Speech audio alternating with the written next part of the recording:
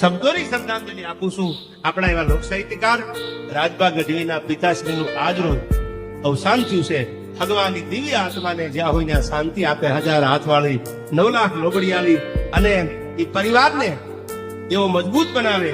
કારણ કે જેને બાપ હોયો હોય એને ખબર હોય. એટલે મેં આ દોહો કીધો કે ચમરબંધીની ચલેલી એકદી પાયા માંથી પડે પણ નેવને વરહે નડે. એ તો બાપની ખોટું બાલિયા. દુનિયામાં બાપ વગરનું જીવન જીવ્યા હોય એને ખબર હોય બાપની સત્ર છાયા કીધું માં તો છે જ આયા. એવા જયારે અનસુરભાઈ ગઢવી અને એમનું જયારે અવસાન થયું છે ત્યારે હૃદયના ભાવથી એક શબ્દોની શ્રદ્ધાંજલિ આપું છું.